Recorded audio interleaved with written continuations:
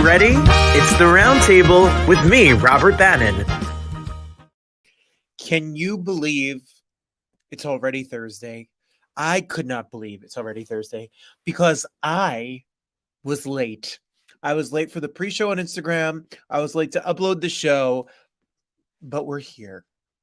You're here and I'm here and we're here together on this Thursday in May. May the 4th be with you. I was going to go like this, but that is Star Trek. I at least know that much. How's everybody doing today? Hi, welcome to Thursday. Welcome to the Roundtable. My name is Robert Bannon. If you are joining us for the first time, where have you been for 69 episodes? There you go. There you go. We've been here, and I'm so excited to be here with you. If you like this show, make sure you like, comment, share, and subscribe. We are here every single Thursday, and I'm excited. Look, Abby, we missed you last week. Abby was in Spain or Africa or Timbuktu, which is in Africa, or somewhere far and luxurious. And welcome back. Thank you for staying up with us in the UK. Yes, we're international. My mother is even here. And if my mother doesn't think I'm the best, then that's a problem. Except I do have a brother who's tied for best. So, hi, everybody. Welcome. Let's get to it, shall we? Because I have a couple of things I would like to say. Obviously, that's why you have a talk show. It's the Week in Review. Well, hi, Christine. Hi. We're back together, my ladies. So, everybody here watching, thank you for being here. I don't take it for granted that you spend your Thursdays with me, and it means a lot. Last week, thank you for watching last week's show. We had over 5,000 viewers throughout the week and promoting it and all the fun things that we do. Thanks to Belle Goodman, my assistant. And big shout out to Liz Scholar, the publicist for the upcoming Broadway lecture series and everything. We signed with a new publicist this week. So I want to shout out to Liz and say thank you for all you're going to do and all that used to come. So that's a big deal. We have this team. It takes a big giant village and it's getting bigger and bigger by the minute. So thank you to everybody who's been a part of all things me. Yeah.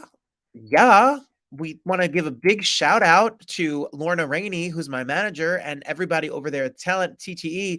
My headshots came out and they wanted like, I'm in Law and Order. I'm a perp. I'm the killer boyfriend. Well, Paul Greco Photography. Shout out to Paul. Thank you for the photos. They were so kind and generous to do them. And we had a fun day in New York City. And then I came home and cleaned. You all made such a big deal that I cleaned because I made a big deal. My Met Gala look. This was my Met Gala look. Yes, I just bought a mop. I called my mother after I mopped the floor and I said to her, Mom, I'm going to be 40. How do you clean a mop? I don't do things like that. Oh, thank you. Thank you, Janelle. They were fun. They're different for me because usually, I'm how you doing? But this was different. Hi, Waffles VR Studio. Yes, I know you're my student because you called me Mr. Bannon. So unless you're the IRS, the police, or my student, you're the only people who call me that. So hi, Waffles VR Studio, and I love waffles, and I love your picture. Oh boy, this show's a little not PG. Now, okay, so here's the thing. I have a Swiffer. But some of my floor is really dirty. It was dirty in here. Like it needed Mr. Clean, the Bounty Man, and Jesus, or Allah, or Moses, or Vishnu, or science, whoever you believe in, Oprah, to come here and scrub. So I tried the Swiffer, but sometimes there was I needed something to scrub away. So I decided to invest in a mop as well as a Swiffer. And I Swiffered and I mopped and I mopped and I Swiffered. I have both. Don't make me, don't start. So I have both and now I have a mop. And I old schooled it up and we had a good old fashioned, it's what my cousin said. I need a flash mop. I thought a flash mob was when everyone dances together. That's a flash mob. She said the spin. I don't know what you all are talking about. You all are lovely. The cleaning is not my thing. Ask my mother. I'm a little bit like Linus. Is Linus with the blanket or is Linus the dirty one? I'm a little bit like my mother used to say, I leave a trail. You know, you could see Robert went to the fridge and then he went to the couch and then he went to the bathroom, then he went to the kitchen again. It's a little I'm an artist brain. You know? This is just excuses and enabling behavior. But I did it. Oh, see? The shade. That is a good thought, Janelle.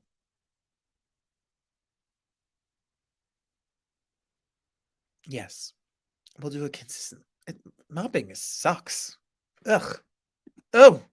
And I hate touching sinks. Like the bottom of the sink.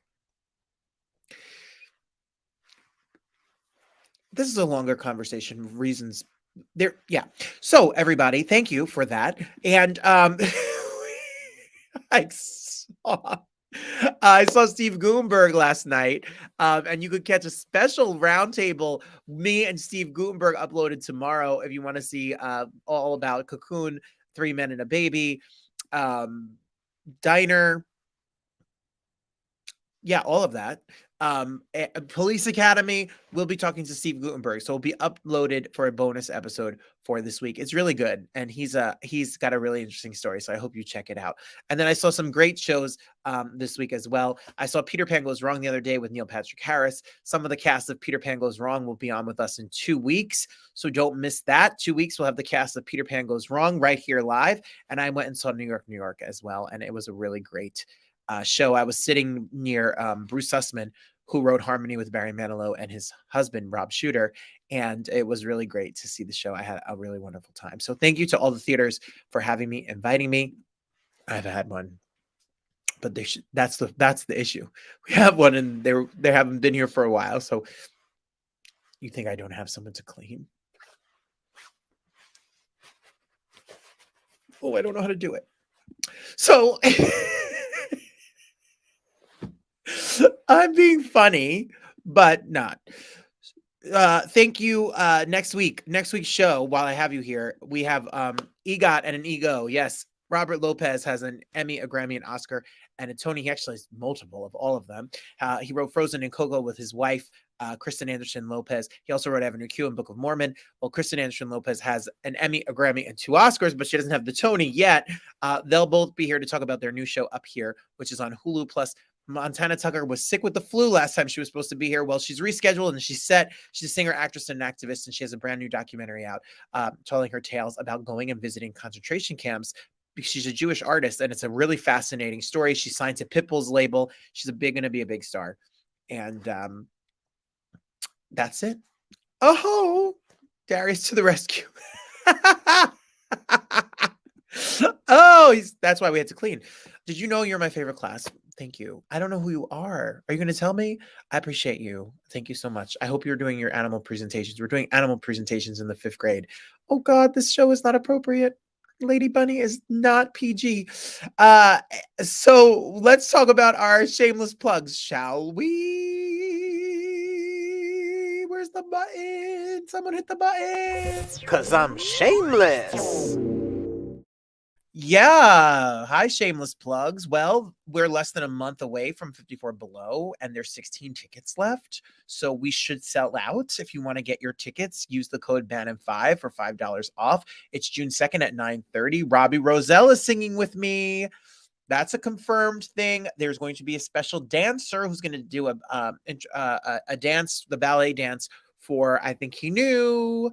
There's offers out to a couple of famous drag queens. One of them's going to be here. So we're really excited about the show. We have a full band, and it's a brand new show. It has not been done before. So some of the songs you've heard me sing before, like the TV theme song medley, or I Think He Knew, obviously, or a little bit of some of the songs that I've done that fit the theme, but there's a lot of brand new stuff. So if you want to get your tickets, 4 weeks, 4 weeks. We'll have some housewives in the audience that have never seen the show before, some special guests in the audience that have never been to a show before that you're going to not want to miss it. Go to robertbannon.com and get your tickets. And then if you are looking at Broadway World today, you just saw we have a big old press release about Carrie Butler and Eden Espinosa coming to my Broadway lecture series. They're coming very soon, and I'm very excited to have Carrie and Eden here in New Jersey to help students and fans learn about their process, about what it's like to be on Broadway. Carrie Butler is the star of Xanadu Hairspray and Beetlejuice and Mean Girls, and then Eden Espinosa and Elphaba from Wicked and Rent and Brooklyn. They'll be here. So go to stageworksnj.org and make sure that you get your tickets and come join me. You can even meet them.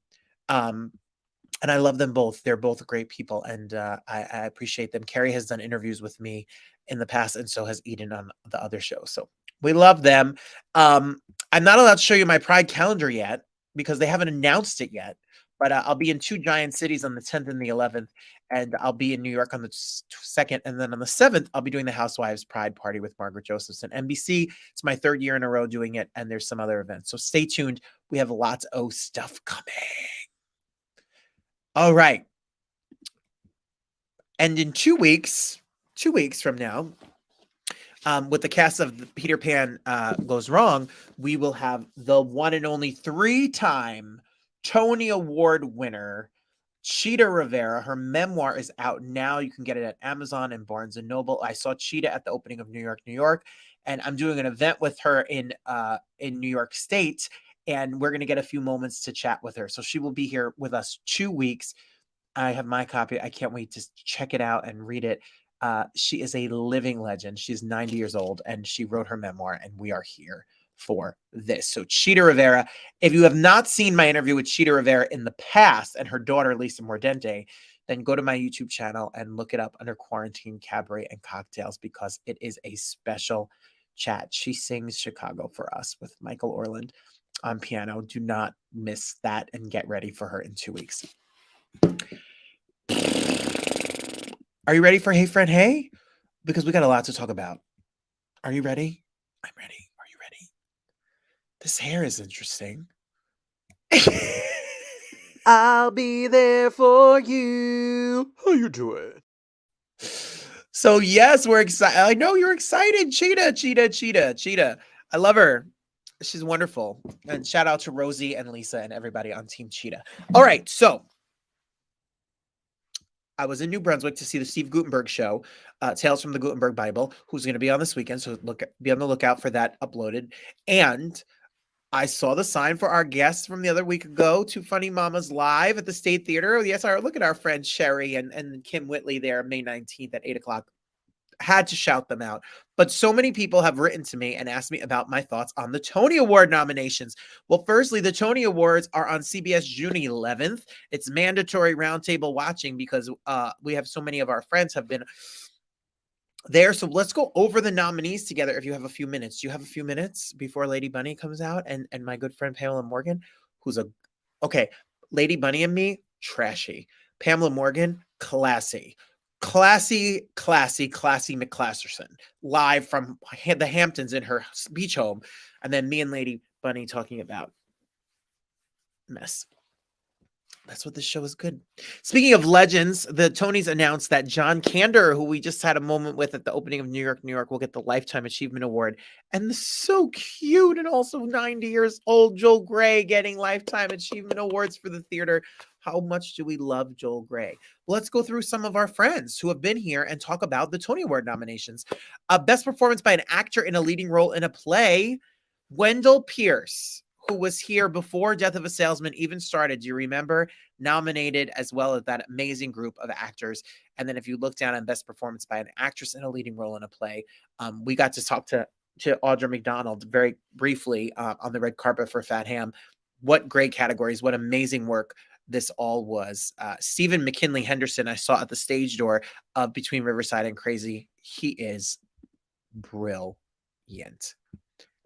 Assy to classy. That's funny. We are trademarking that. Assy to classy. What did I say my drag name was? Forte. What did we say, Lisa? Who? Okay, anyway, don't get me in trouble. So, best performance by an actor in a leading role, Christian Borle. Jay Harrison G was here. Do you remember when Jay was here? What a great conversation we had with Jay. What an amazing thing to have a gender nonconforming performer be best actor in a leading role in a musical. Colton Ryan, we had a chance to speak to at the opening of New York, New York. I had the best performance by an actress in a leading role in a musical, Sarah Bareilles, was just at an event we were at, and we snuck a picture with her. What a list. Lorna Courtney from And Juliet, amazing. Victoria Clark is, my goodness, you need to see her in Kimberly Akimbo. And Michaela Diamond is amazing in Parade. And I can't wait to see Annalie Ashford and Sweeney Todd. These are such powerhouse performers, so kudos to them. Best performance by an actor in a featured role. So if you go up here with me, Jordan Cooper, we had on the red carpet a couple of times, and he's wonderful.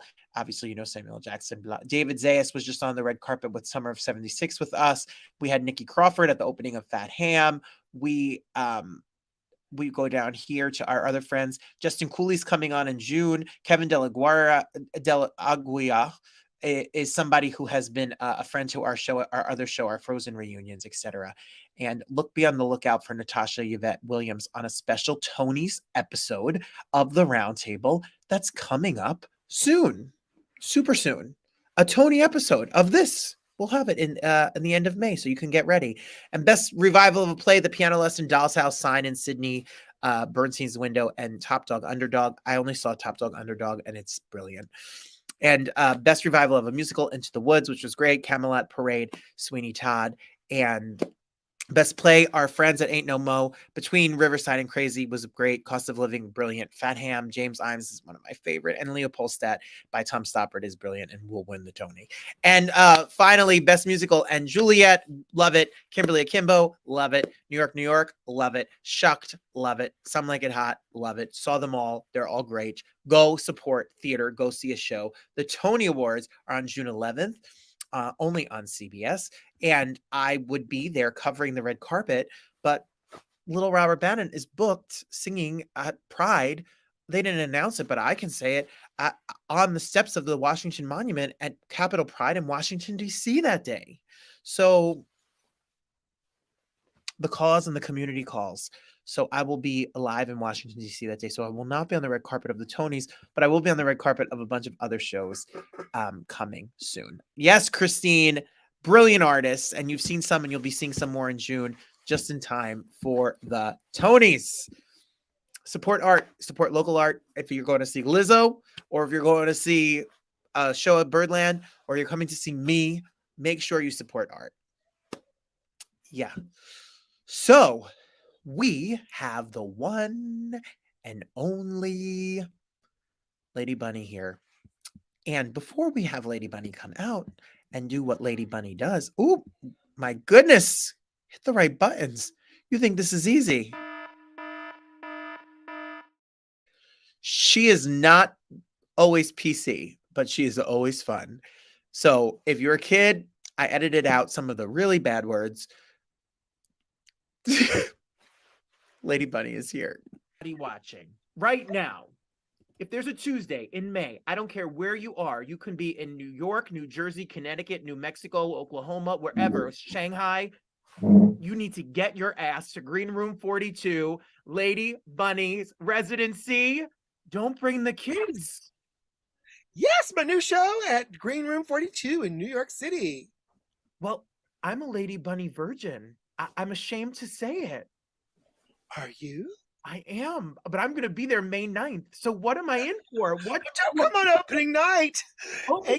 AKA my dress rehearsal that I make people pay for. Paid dress rehearsals. It's the new look.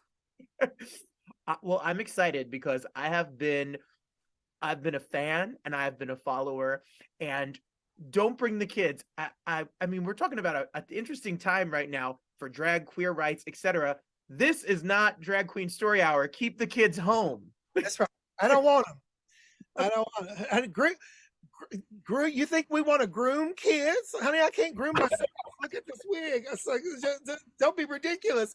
We're not trying to groom anybody, but this is a big dialogue, so I just use the dialogue to name the show that. The show will be a lot of song parodies, and everybody from Adele to Ariana Grande to La Cage aux Folles.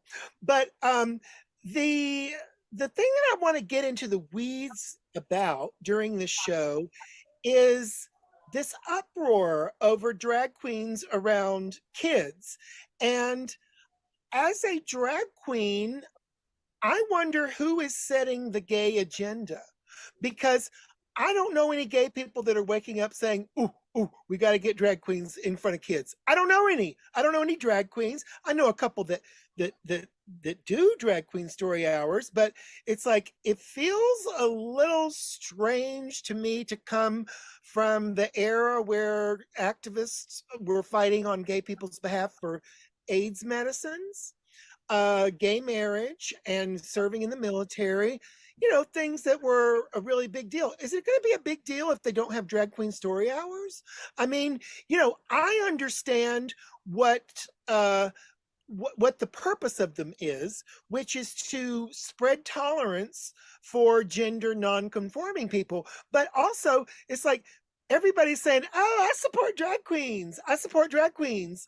And somebody wanted me to go and do a march in, to support the drag queens in Tennessee. And I'm from Tennessee, grew up in Tennessee. And I was like, just to be clear, if I go out on the street in drag and tell other people to come with me to protest for the right of Tennessee drag queens to do what? To perform adult material in front of kids? I don't want that. That's up to the parents. I don't have kids. I don't want kids. I don't know. I don't create curriculum. So that's going to be somebody else's discussion. Now, from what I understand, none of the drag queen story hours are mandatory. To hear the Republicans go off on it, you would think that we are literally, like waterboarding the kids with drag queen story hours, which is not the case. So I'm very curious about this whole thing. And, I think that this is a fight that has been picked for us. If it's not resonating, now there's many other things that are, like anti-drag, anti-trans, or whatever, but it's like to read the newspapers, drag ban, this state drag ban. Okay, there is no drag ban. There are restrictions on drag, right? Right. So there is no state currently that is saying we're banning drag. Now, different states are having things that are tough to understand that could be interpreted in different ways. Like at one point, the Tennessee law was going to give you a misdemeanor the first time you were caught in a sexual drag out in public, and a felony for the second time. So obviously they were worried, is this going to target a trans person who's on her way to gay pride? And some, is this going to make them, allow them to shut down gay pride where they have drag queens performing if they use the law to say, that this isn't fit for kids? But the reason I'm doing don't bring the kids, I don't want to perform for kids. I don't want anything to do with, I've been protected throughout my whole career by performing in nightclubs where you cannot get in unless you're 21 years or 18 years in some cases old. So I never had to censor myself. Now that drag is out there more, do we need to censor ourselves a little bit? Because it's like, there are common sense ways to do it that I think are being ignored. And someone I know who's like a country drag queen from Facebook posted, we do 3 drag brunches every Saturday. We say the first one's kid friendly, and guess what? Novel concept. We don't do dirty material. Then we say the next 2 shows, anything goes. So if you have a kid who's sensitive or you're sensitive, get out. You're being open, you're being honest. And then another Dana Douglas, who is the former Miss Continental, been doing drag, I would say maybe a little bit longer than I have even. She said, why are you mad that someone is calling your act adult entertainment when you're at a drag brunch taking pictures with 5-year-olds, in a G-string and pasties. That is what adult entertainment is. If you don't have any sense, or your show director doesn't have any sense, that is adult entertainment. And so a lot of times I see the arguments that are being used to support drag queen story hours, and they're a lot of fun to make because it pokes fun at the hypocrisy of Republicans, which is deep, deep, deep. Like, you take your kids to Hooters, for their 16th, or 12th or whatever birthday. You go to a Catholic church where priests have paid out billions for molesting kids, or you groom your kids with guns. Okay, that's all true. And it makes Republicans look like you don't know what a groomer is, motherfucker. You don't even know what it is because you're doing it.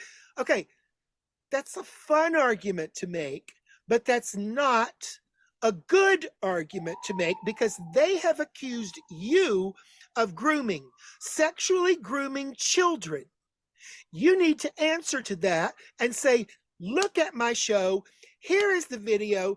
You show me what part is grooming. And sometimes the Republicans are so damn dumb that they don't even know that that's not a big, juicy ass. It's foam rubber. It's a sofa cushion. It's not a fake boobs. It's a breastplate. So I want to go into the weeds and really get into some different outlook in this show, because it seems to me like both sides have picked this war. And they're doing it on my behalf, and I'm not even sure that I'm down with all of the causes. Now, a lot of people are saying that trans people will be more adversely affected by these laws and by the puberty blockers and stuff. So I don't know how can I get involved with that? I don't know what age they should be given puberty blockers. Obviously, if you're given puberty blockers and it is determined that you are a trans person at a very early age, or you have the chromosome thing where it's like, some trans people, I mean, the female to male, you look at them and you're like, that was never a man. Terry Toy was the trans model in the 80s for Steven Sprouse. She was there with no makeup, modeling. I mean, that was never really like a big old man that needed a big old wig like me. So, there's going to be some, but then the conservatives will say that in a few cases, people have detransitioned and they shouldn't be put on hormone blockers quite as early. Well, so I've seen testimony today even of someone who did seem like she was scuttled into this, and it didn't work out. So how are average gay people that aren't, pharmacists, or we're not psychotherapists, we don't have anything to do with kids, how are we able to make the decision about puberty blockers? We can listen to one side, and we don't want to have people's lives ruined, knowing that it will save some people's lives. Probably most of them do not transition, but anytime you transform yourself, you're going there, in a way that is medical. Some may detransition. I think the Republicans are making more of that than is actually the case. And I'll shut up after saying this one other thing. But my wig is coming undone. Ow! I'll have to hold my wig up like this. Oh my God. I got to get a stronger wig glue. I'm just sitting here to read everybody. So let me ask you this.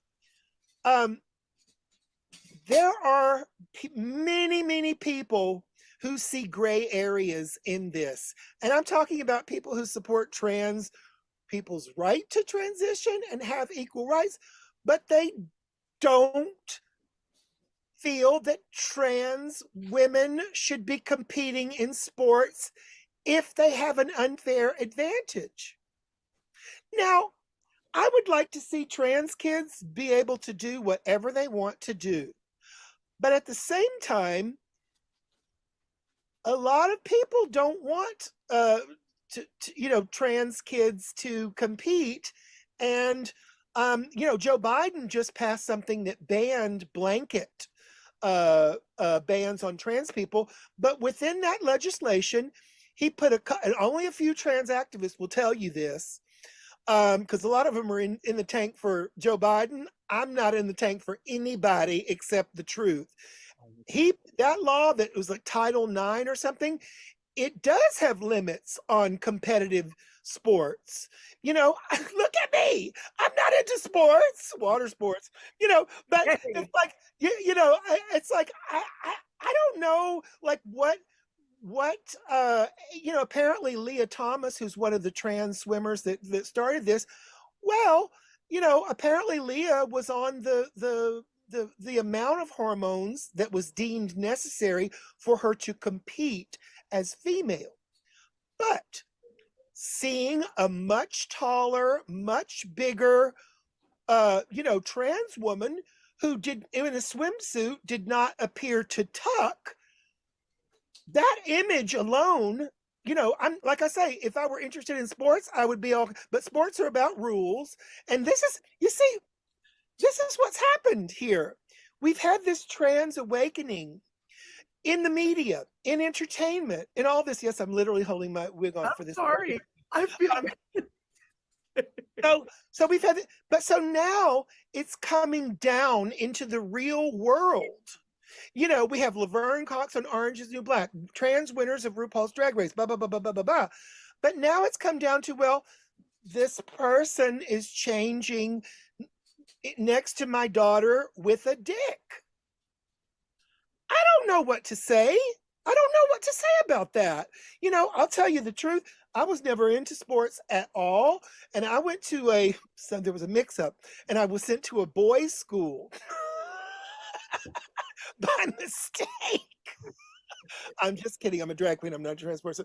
But I was scared to go into the sports area and the changing areas, because guess what? I felt like I was a woman, without ever needing a hormone. And I'm not just a woman.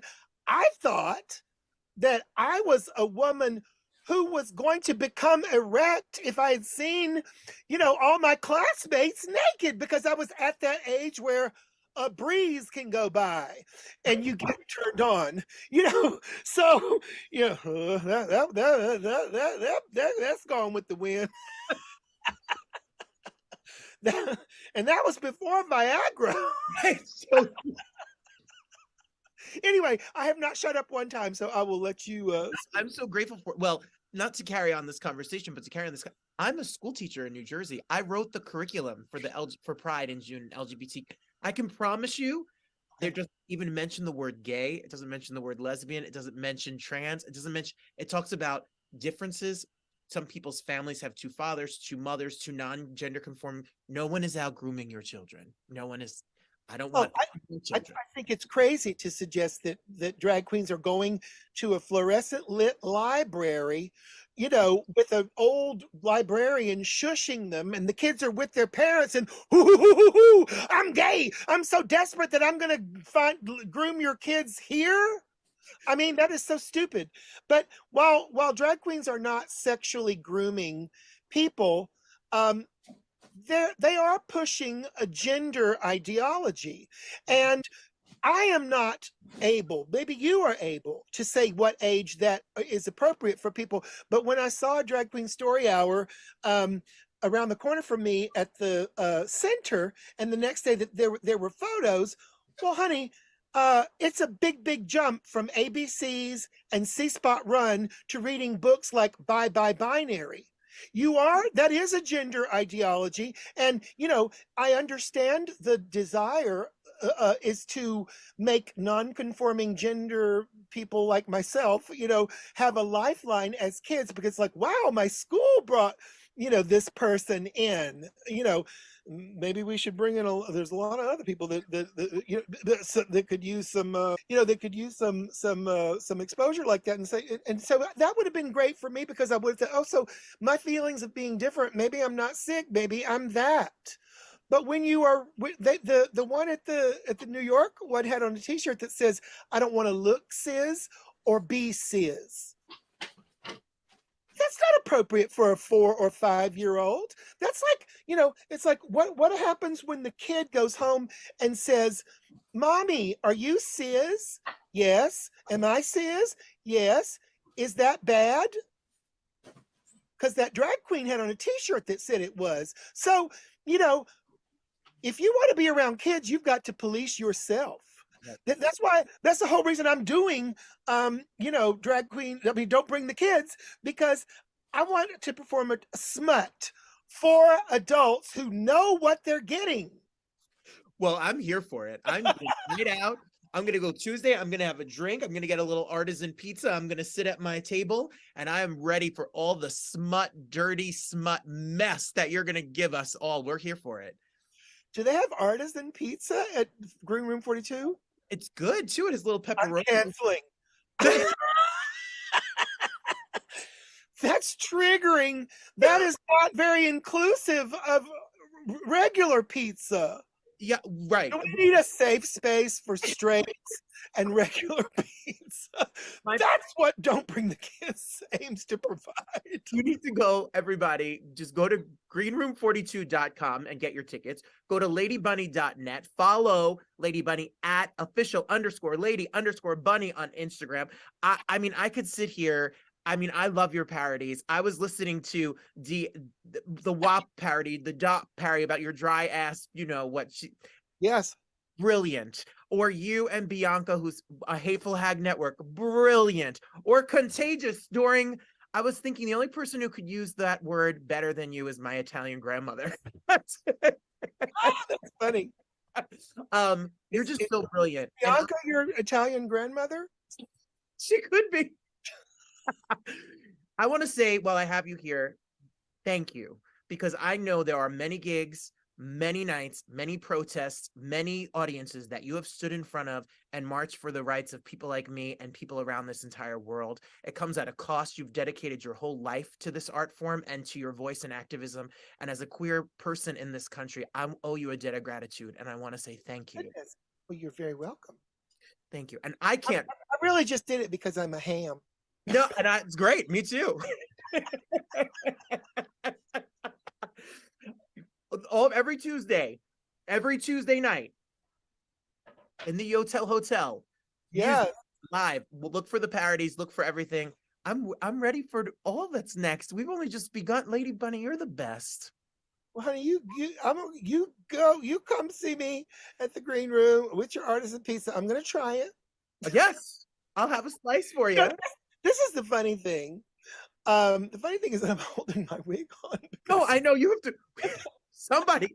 I think it's funny. I said, listen, if you want, listen, this reminds me of being in Craigslist when you're over here with a guy in the 1990s and you dress up in, or you had a gig and then you put your ad on Craigslist, and then, honey, that sometimes those men would, you have that wig on when you come on, you ain't have it on when they leave, honey, but that don't keep it from coming back, and then you never ever have to put the wig on again. You want me to know? Here's the secret. So if you're trying to get some online or whatever, well, then you put your picture up in drag, and then they come over, and the sex is so good. Well, in my case anyway, and that then they'll start saying, "Oh, I'm in the neighborhood. Can I drop by?" So, "Oh no, she's not here right now." And so then you say, then they're like, I said, "Oh, well," they said, "Can't you just put some lipstick on?" I'm like, "It doesn't work that way." And they're like, "Oh, come on, I don't care." And then you start the sex talk, say, "Oh, I want my lipstick on so I can suck that." See, this is why I don't want kids around me. Then you get them so worked up, you're like, "I don't care, I'm coming over." And not one of them that came back over when there was no drag on, they kept on coming back. So it's like, you don't even have to get in drag for these fools. It's like, if you put a Ronald McDonald makeup, if you just talk to them right, they're that's all that you need. They don't know the difference between me and a trans woman and Ronald McDonald. Well, no, that is not Ronald McDonald. You want more of this? Every Tuesday, go to YouTube, watch all the parodies. One more question before I let you go, before your arm falls asleep. How do you get the inspiration for the how do you get the inspiration for the parodies? When you listen to music, do they just come to you? Do you sit down with a pad? Do you record into your phone? How do you come up with these crazy ideas? Well, I work with a writer whose name is Edward Dyson, and I will often come up with a concept for which song I want to parody and make a few notes on the lyrics, and together we come up with stuff like, oh, I'm doing impersonations in this show. Oh well, hello, Dalai Lama, meet my son, Dalai Lama. I know that sounds more like Harvey Fierstein than Carol Channing, but we're I working. got it. Be nice to him, cause he is nice and young. So, because that's the real thing. If you want your kids to be safe, don't take them to a jam church. No, true. Well, I'm ready for that. I am ready for the whole thing. It's such an honor. I can't wait to see you. I can't wait to watch you perform. And thank you for everything. Congrats on it all. And thank you for all the years. Lady Bunny, everybody. Well, I'll see you at the show, honey. See you at the show. Am I canceled? I'm close. We're close to being canceled. Listen, if you want to follow Lady Bunny at official_lady_bunny, funny, crazy, go to ladybunny.net and I'll see you at Greenroom 42. I will be there. Yeah, spoke of real world issues and the complexity of trans issues and drag issues and what's appropriate for kids and what's not. And I walk my own line about my own career, etc., and the different hats that I wear. Hello, Darius Wheeler. Everyone's oh yes, she went there. She talked about Lady Bunny on Craigslist. I will be there on Tuesday. She's invited me to go on Tuesday. Wow. Well, our friend Janelle. Yes, thank God for horns. Oh, we put the horns on there because we don't need to. I would have been fired. All right. So we go from, as Janelle said, assy to classy, which I like that. I really liked it. And I thought it was really funny. Yes. Hello. We're saying hello to Mr. Wheeler. We had the lovely Pamela Singer, who was really, really lovely and classy and wonderful. And she cooks, she writes cookbooks, she hosts parties. She is very pinkies up and sophisticated. And she's a cabaret show coming. And you can't have more of a dichotomy than this show. Take a peek at this. Have you ever had a guest where we're going to be on our best behavior because we want to get invited to all of her parties? This is the guest. Pamela Morgan. What a fascinating life, from Texas to the Food Network to the stage of New York City. Pamela Morgan is here and we're going to hear all about it. Welcome to the show. Thank you, Robert. I'm so excited to be with you today. I am so excited to be here with you. And right off the bat, can we just talk about June 7th? Can we talk about what you're going to be doing in the middle of New York City? Yes, so I'm going to do a one-woman cabaret show at the Laurie Beachman Theater. And it really is the story of my life, with lots and lots of fun on stage, because I actually cook some recipes on stage. So there are a lot of laughs.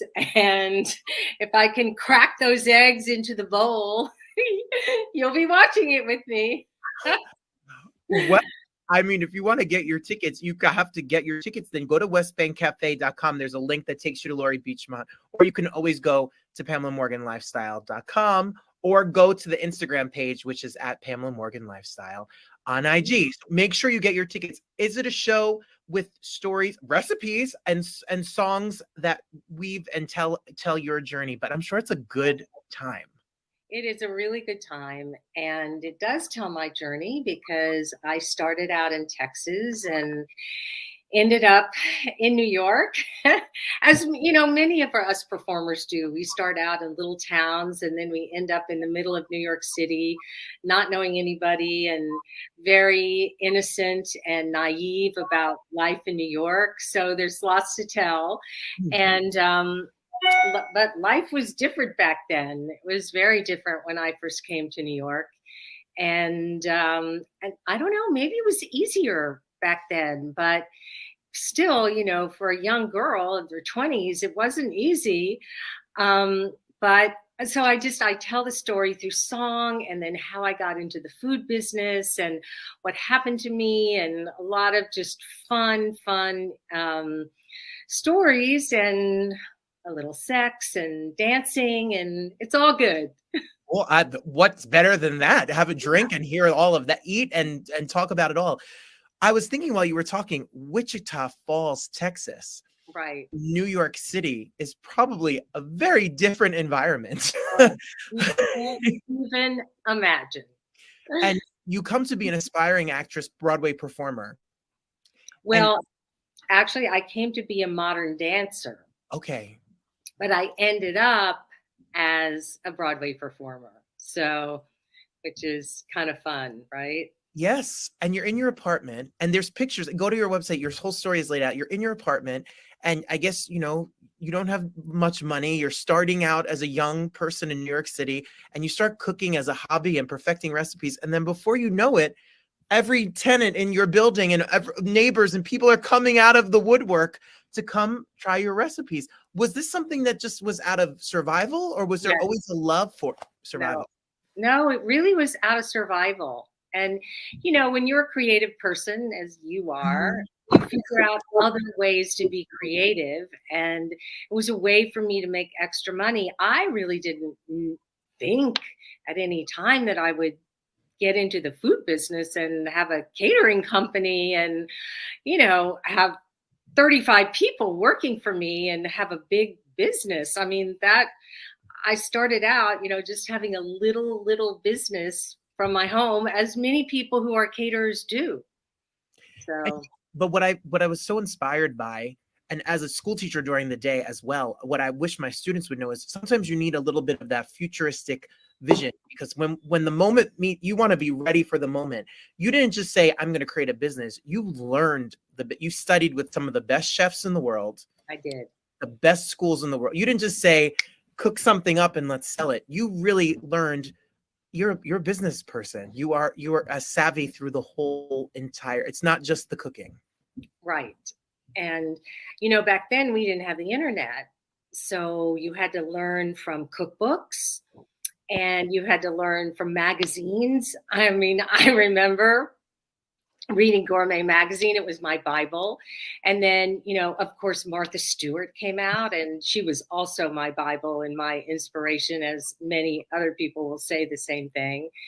And then you learn through lessons. So I went to cooking school. I went to Europe for cooking school. And I studied as much as I possibly could. And then, you know, you make a lot of mistakes along the way, but that's part of having a business.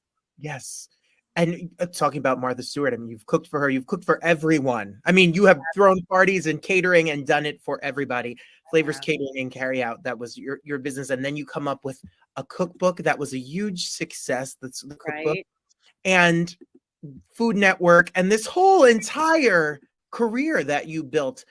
And then the music, I know this for me. I have a different career as well, but it always swirls.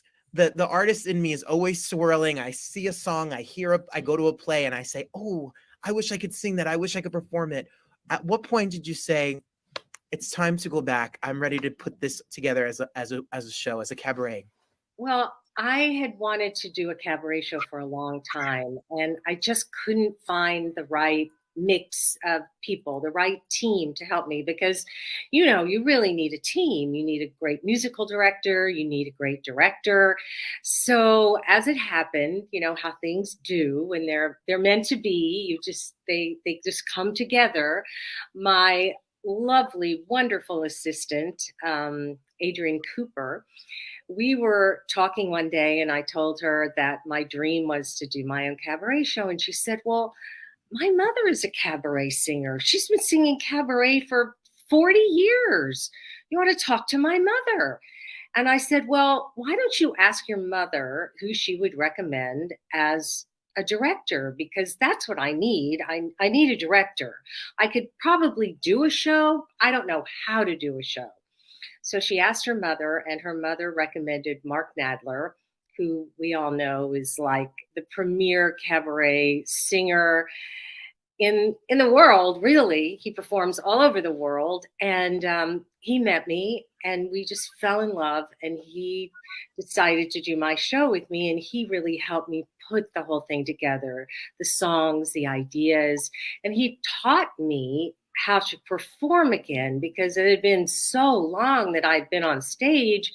And he was just fantastic. He's still teaching me. I mean, there's always something to learn better and be better, but it was remarkable how that kind of happened. Yes. And then you put the show on, sold out, great acclaim, a beautiful audience, wonderful people coming out and showing support. And Right. you got it out of your system, and we go through COVID and all of the craziness of the past few years, and it comes calling again. So what can we expect? The songs, the stories, and I'm sure it will be a lovely evening again of beautiful people like yourself, beautiful moments and nights, and togetherness. What does it mean to look out now and see a sold out crowd? But after what we've been through, we thought we may never be together again. So thrilling. And I feel so blessed that we can all be together in a tiny little theater, And I was going to do another show right before COVID hit. It was March 17th when my show was going to be. And then on March 21st, boom, the whole world closed. So the fact that I can actually be on stage again in that wonderful little intimate Laurie Beachman Theater is really special. And I'm really, really excited. It's a beautiful space. It's a great space to see a show. It's a wonderful space. Yes, the cooking and the catering and the singing, and you come up often. People will know your name. You are quite the reality. You mingle your way through the reality television. Yes, I do. I know a lot of them. They're all good friends. What is that process? They fight for your friendship, Pamela. They want to be the closest friend to you. That's because they know I'm a really good friend. I believe that. That's right. And I know you throw a good party. That's why I said behavior. While we have you here, putting on an evening of music is like putting on a party. So if you're out there, what are your go-to, if you're hosting anyone, an audience or a dinner party or a wedding, what are the things, how do you lead when you run an event? What are some of the characteristics or things that you think, besides fine linens and good food, what should you do as a host, including a cabaret? I have my cabaret coming up in June too. Tell me how to be a good. When is your cabaret? My show is June 2nd. We're opening Pride at 54 Below. It's called My Pride Playlist, and we're just gonna sing. I'm so seats for you done. Disco diva music with me. Oh my God, that sounds so fun. I'm gonna come. I'm gonna bring a bunch of girls. I might even bring some housewives with me. Tickets, table, and drinks on me. See, I'm trying to be a good host. Okay. I'll bring Ramona for sure. I've never met Ramona, and I need to meet Ramona. We'll make that happen. Done. My pleasure. So, what do you give what do you present as a host to make people feel welcome? Well, you know that for like a show or a party, the first thing I think about when I do an evening or a dinner or a big party is a theme. You have to have a theme, like your theme is your disco theme, right? So every time I do a party, that's what I think about. My last really big party, I did a Capri theme.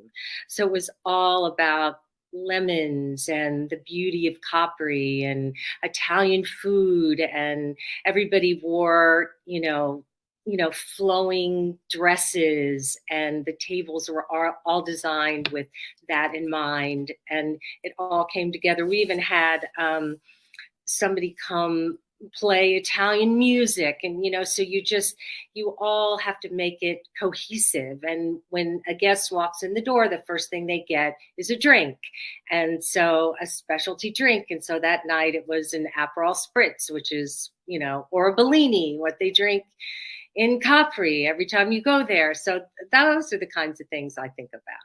Yeah, love is really in the details. Love is in the Mhm. details.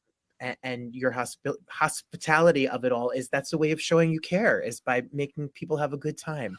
I was Googling, and I was on your website, and I was reading your recipes, and everyone, don't think, because sometimes the pictures, we get intimidated if we're not. My turkey never looks like that, ever. So when I was reading your recipes, Food photography.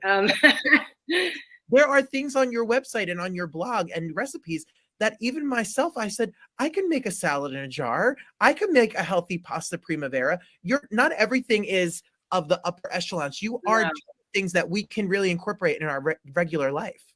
That's how I cook at home. I don't like to cook complicated, even though, you still have to add a lot of flavor to things. That's how I get my name, Flirting with Flavors. Yes.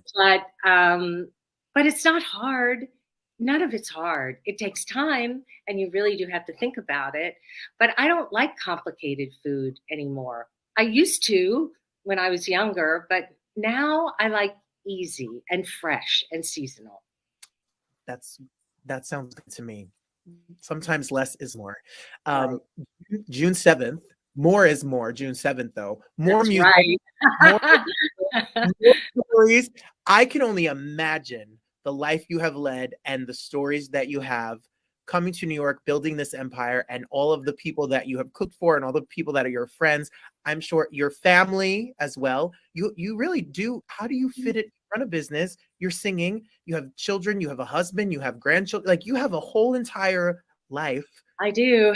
How do we manage it all? And cook. We just do.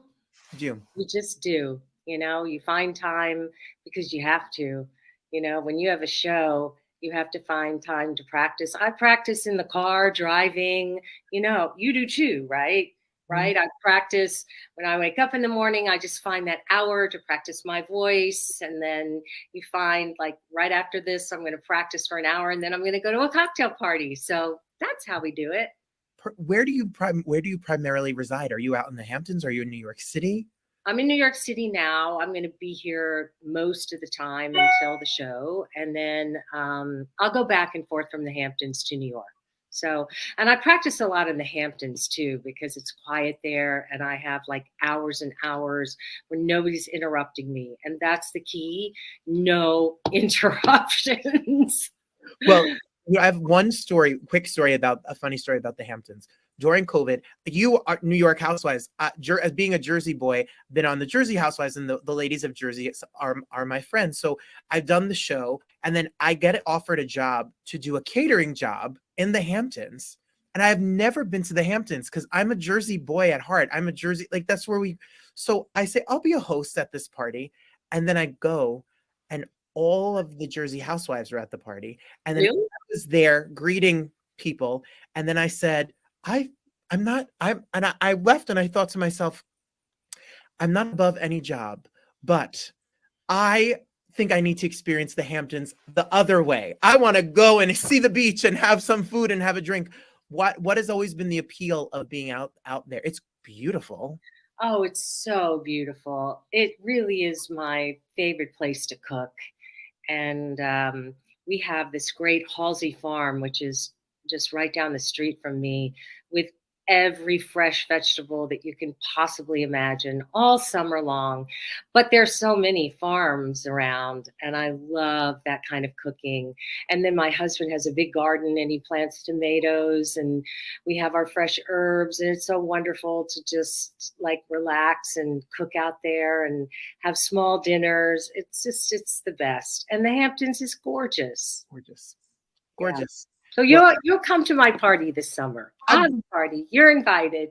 I will be I'll bring a host gift. I'll dress appropriately. I won't drink. I'll be on my best behavior, not drink too much. Everyone, June 7th, I know where I'm going to be. I'm going to be right at the Laurie Beachman at June 7th, 7 p.m. You have to get your tickets. Get your tickets before they're gone. They were all gone last time. Go to West Bank Cafe, click the link for, and it will take you right to the calendar and you can grab your tickets because they will sell out. They will. I only have a few tickets left, actually. So that's a great problem to have. and for all the recipes and the story and to stay on top of all the lifestyle of it all, PamelaMorganLifestyle.com, and make sure you follow on Instagram. You're such a pleasure. It's really an honor to talk to you. I'm really fascinated and really inspired by your story. Thank you. Thank you, Robert. It was so lovely meeting you. I look forward to seeing your show, and I want you to come see my show too. So I will have a ticket waiting for you. Done. How sweet is she? She really is such a classy broad. I loved it. I look forward to it. I think that her show is the day that I'm doing New Jersey Pride for the Housewives of New Jersey, but we'll see how it goes. But I'm really excited for her to come check out my mess. And her show sold out. We taped this on Tuesday. Today's Thursday. Sold out. Done. Just done. Sold out. So make sure you follow Pamela Morgan. Everyone, oh boy. Next week, we're going to class it up even more. We have 2-time Oscar winners on with us next week. That's right. Robert Lopez and Kristen Anderson Lopez plus Montana Tucker are going to be here. So we'll be classy. And this weekend, don't miss my bonus episode with Steve Gutenberg. He's grossed over $1 billion from Cocoon to Police Academy to et cetera, et cetera, et cetera. You don't want to miss how fabulous and fantastic it's going to be. Thank you for being here. Oh, man. Another wild ride. I look forward to a nice weekend. I hope you have a good weekend too. I'm really excited about this weekend. So I'll be off the grid, but don't miss a second of all the things that we have cooking for you next week. Much love. God bless you. Remember, there's more love than hate and there's more good than bad. So be the good, be the light, and I'll see you again next time. Bye, everybody.